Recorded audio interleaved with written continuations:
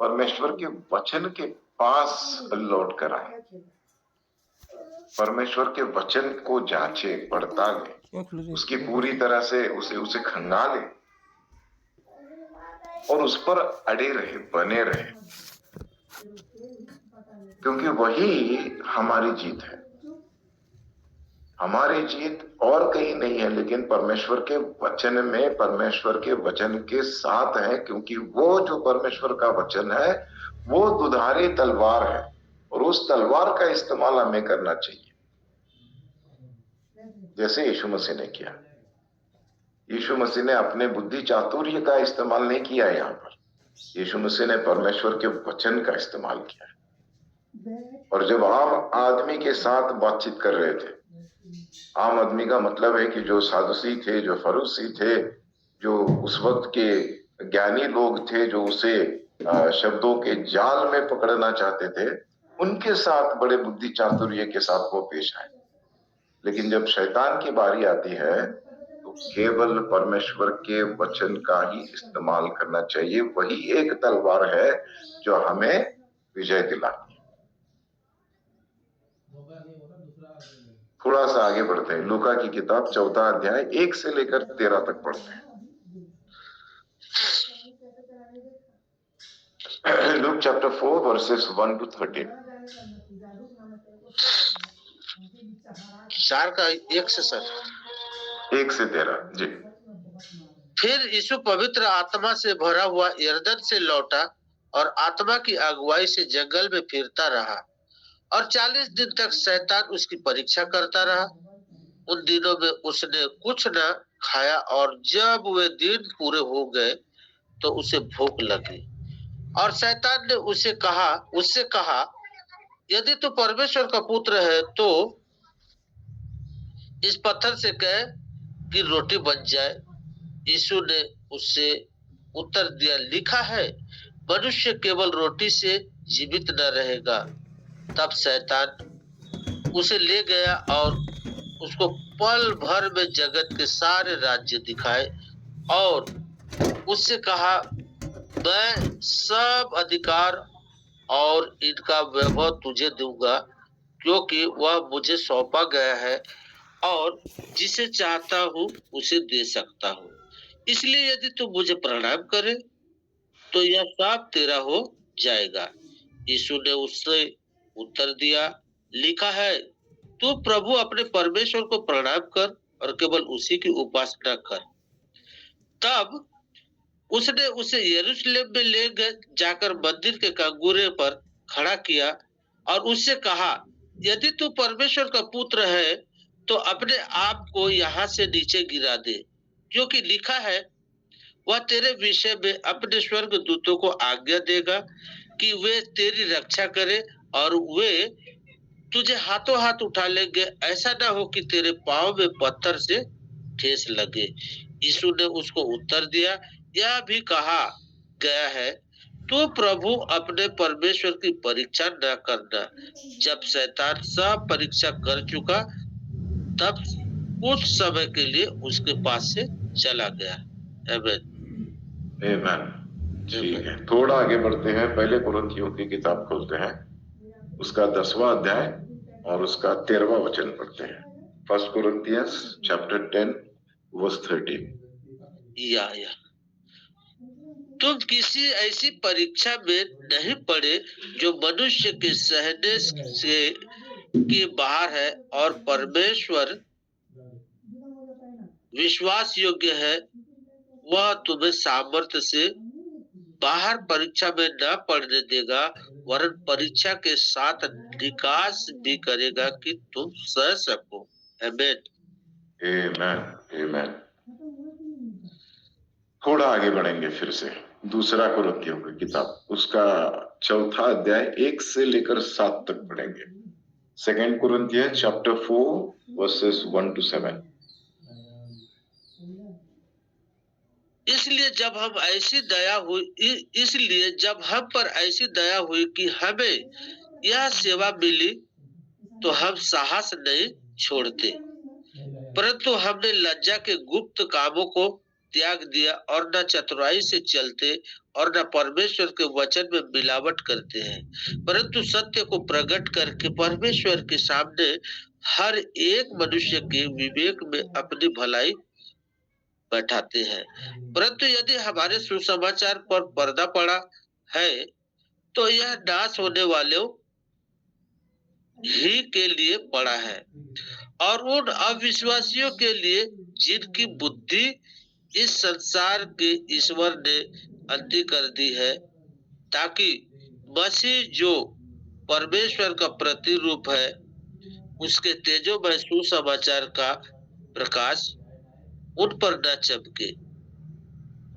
क्योंकि हम अपने को नहीं परंतु मसीह यीशु को प्रचार करते हैं कि वह प्रभु है और उसके विषय में यह कहते हैं कि हम यीशु के कारण तुम्हारे सेवक हैं, इसलिए कि परमेश्वर ही है जिसने कहा अंधकार में से ज्योति चमके और वही हमारे हृदय में चमका कि परमेश्वर की महिमा की पहचान की ज्योति यीशु मसीह के चेहरे से प्रकाशमान हो। आमीन। तो यहाँ पे पौलुस जो लिख रहा है वो ये लिख रहा है, पहले दो बातें इंपॉर्टेंट है हम सब लोगों के लिए सीखना, समझना और जानना कि परमेश्वर के वचन में कोई मिलावट नहीं होनी चाहिए।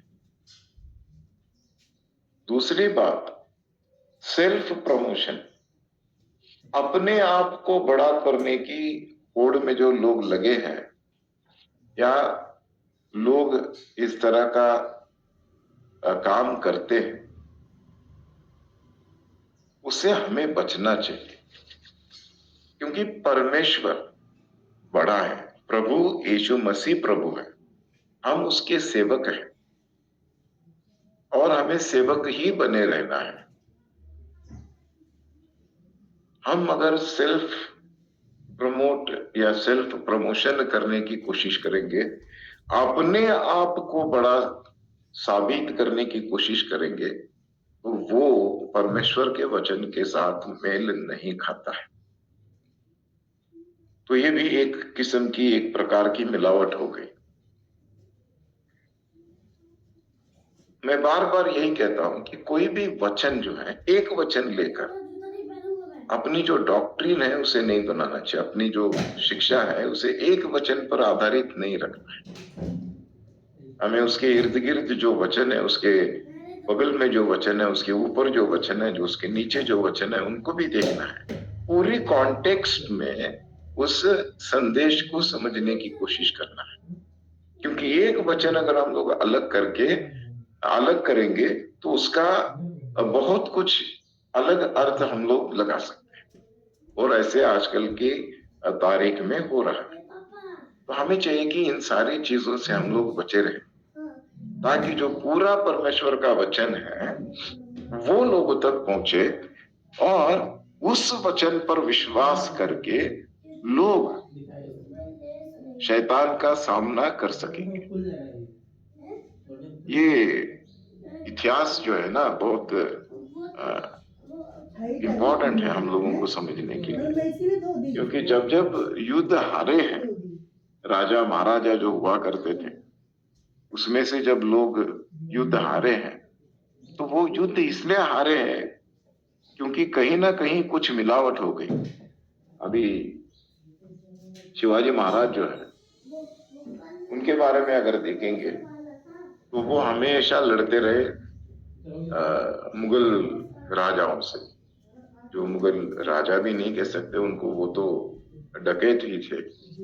तो इनके साथ जब वो लड़ाई कर रहे थे हमेशा, तो घर का भेदी लंका ढाए, तो घर का ही कोई भेदी था जो उनके शस्त्र थे या उनका जो क्या कहते हैं,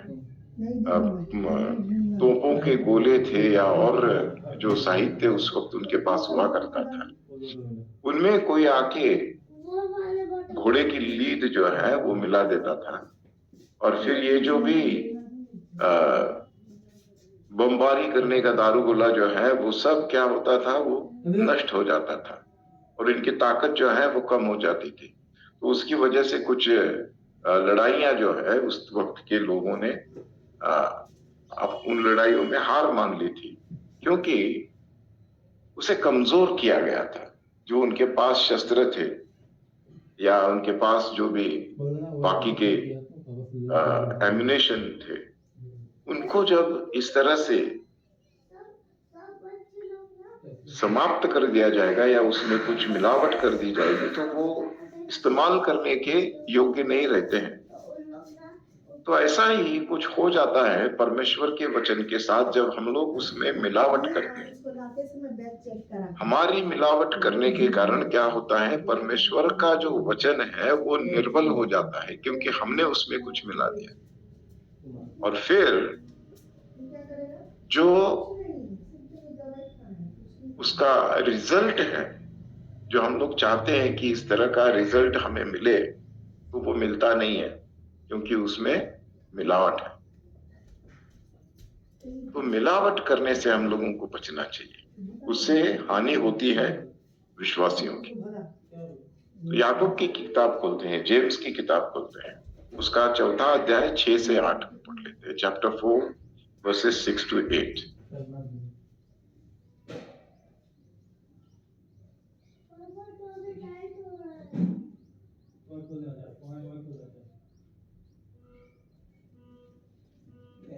नीचे गिर गया थोड़ा सा। चौथा अध्याय कितना बोले सर?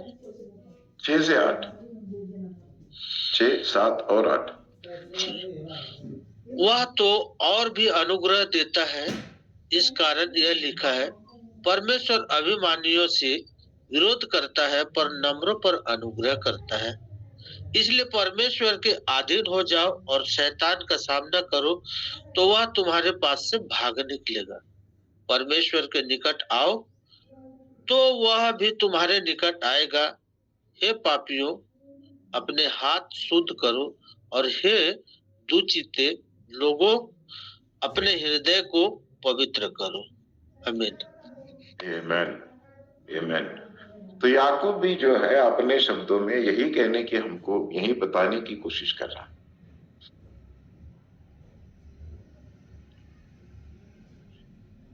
परमेश्वर का वचन जैसा है वैसा ही पेश करना चाहिए, उसको तोड़ मरोड़ कर पेश करने की कोशिश नहीं करनी चाहिए।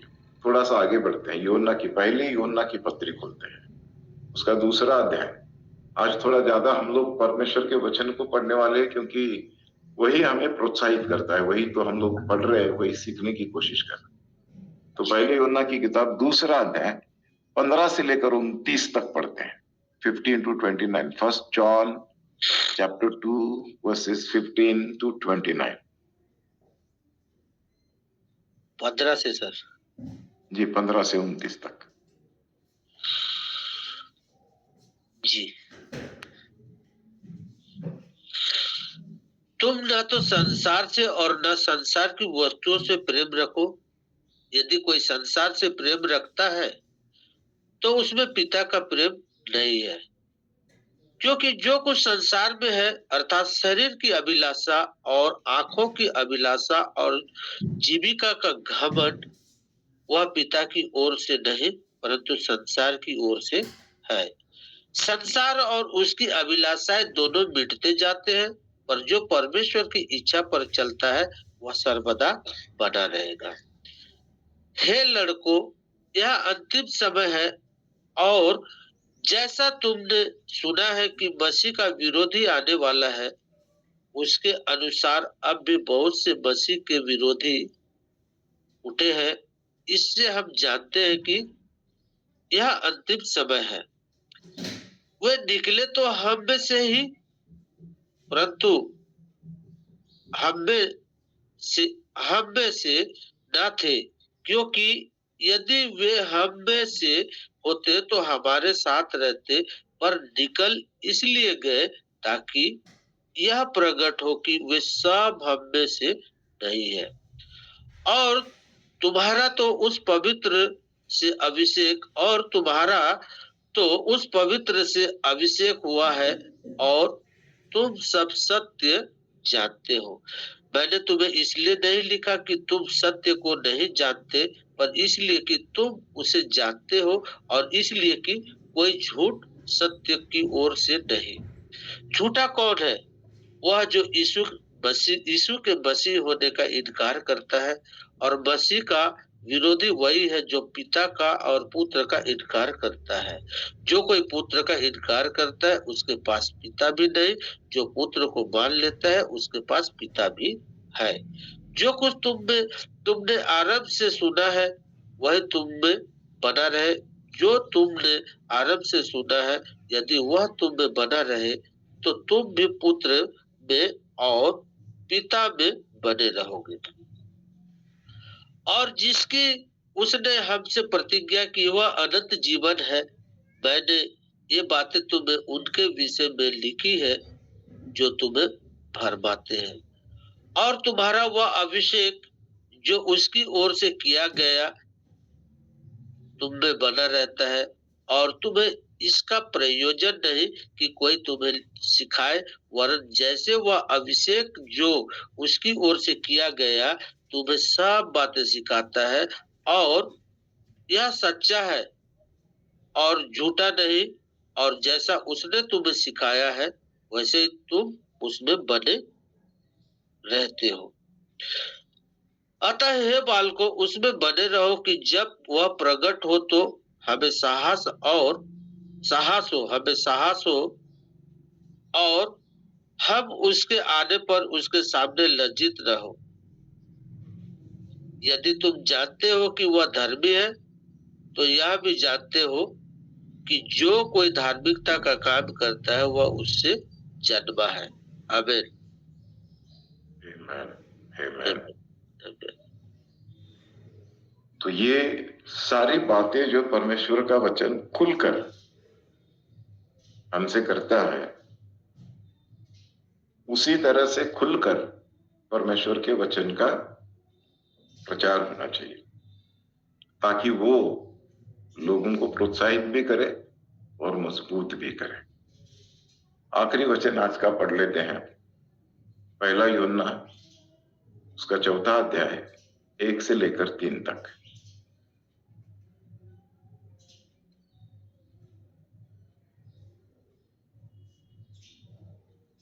एक से कितने तक सर? 3 तक, 1 to 3। जी। हे प्रियो, हर एक आत्मा पर विश्वास न करो, वरन आत्मा को परखो कि वे परमेश्वर की ओर से है कि नहीं, क्योंकि बहुत से झूठे भविष्यवक्ता जगत में निकल खड़े हुए हैं।